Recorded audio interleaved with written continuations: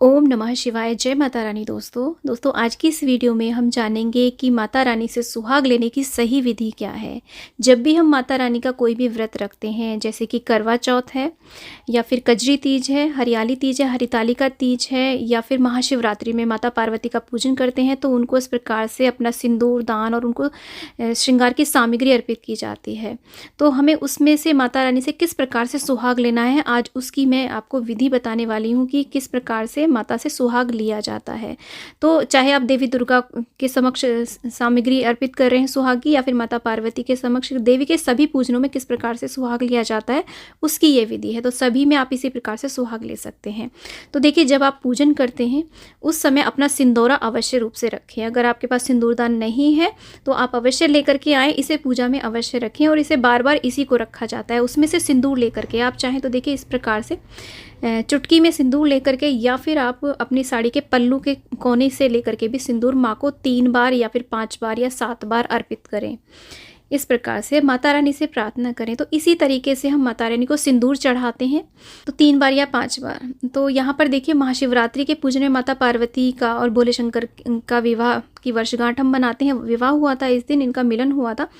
तो हम माता पार्वती का विशेष रूप से पूजन करते हैं। माता पार्वती के जितने भी व्रत होते हैं उनमें यदि आप अपने श्रृंगार की सामग्री अर्पित कर रहे हैं तो आपको इस प्रकार से अवश्य रूप से माता रानी से सुहाग लेना चाहिए।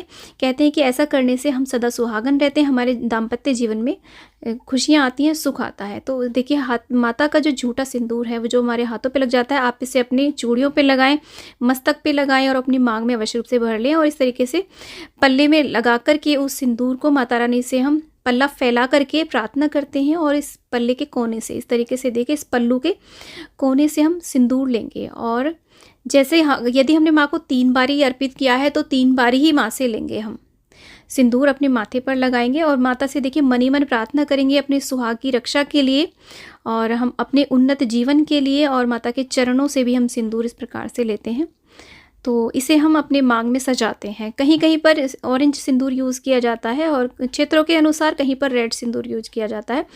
तो देखिए, यहाँ पर आपको सूखा ही सिंदूर लेना है, जिसे रियल में सिंदूर कहा जाता है। यहाँ पर आपको गीला सिंदूर बिल्कुल भी नहीं लेना है। तो इस तरीके से देखिए, माता रानी से यदि आपने 5 बार चढ़ाया है तो 5 बार ही आप माता से प्रार्थना करके इस प्रकार से लेंगे तो बहुत ही शुभ रहता है। तो आपको ये ज़रूर करना है। देखिए, जब भी पूजन किया जाता है, जब चौकी लगाई जाती है, तब माता रानी को हम सुहाग की सामग्री अर्पित करते हैं, सिंदूर दान रखते हैं, तो उसे रखे रहने देते हैं। जब हम चौकी का विसर्जन करने वाले होते हैं तो उसके बाद ही, यानी कि जब हम चौकी का विसर्जन करने वाले होते हैं, जब हम छोटा सा पूजन करते हैं सुबह के टाइम या फिर जब भी हटाते हैं चौकी को, तब हमें ये विधि करनी चाहिए। तो माता से कुछ हम सुहाग की चीज़ें लेते हैं। यहाँ पे चूड़ियाँ ले लेंगे, अपनी झोली फैला करके हम माँ से सुहाग की प्रार्थना करते हैं। तो यहाँ पर चूड़ियाँ हैं तो 1-1 चूड़ियाँ, 2-2 चूड़ियाँ आप अपने हाथों में पहन लें। बिंदी लगा लें, पहले माँ को बिंदी लगाएं, फिर अपनी भी बिंदी लगा लें। बिंदी का आपने जब पत्ता रखा हो, और माता को पहले मेहंदी अर्पित करें, फिर अपने हाथों में भी आप मेहंदी लगा लें। तो इस तरह यही विधि होती है सुहाग लेने की। तो महाशिवरात्रि के पूजन में भी आप इस प्रकार से कर सकते हैं। कहते हैं कि ऐसा करने से हमारा सुहाग बढ़ता है और हमें सौभाग्य की प्राप्ति होती है। तो देखिए, अपने हाथों पे भी आप मेहंदी लगा लें। तो सिंदूरदान, आपका जो सिंदूरा अगर नहीं है तो महाशिवरात्रि के दिन आप अवश्य रूप से लेकर के आएँ। ससुराल पक्ष का कोई भी आपके लिए ये गिफ्ट ला सकता है। आपके पति ला सकते हैं, सास ला सकती है, ननद ला सकती हैं। और देखिए, यदि आपने नारियल की भेंट चढ़ाई है तो आप इसे गोद भराई के रूप में आप अपने पल्लू में ले सकते हैं। उसके बाद में आप इसको दान ना करें, इसका स्वयं ही भोग प्रसाद आप ग्रहण करें फोड़ करके, यदि आप अपने पल्ले में इसे ले रहे हैं। तो अपने जो भी आपने सिंदूर दान आपने रखा है उसे आप इस प्रकार से पल्ले में रख करके, देखिए, पल्ला फैला करके ही हमें सब कुछ लेना है। माता रानी से प्रार्थना करेंगे, क्षमा याचना करेंगे। यदि कोई भी हमसे गलती हो गई हो, अपने सुहाग के लिए प्रार्थना करेंगे और हमारे जीवन में कभी किसी प्रकार का कोई कष्ट ना आए।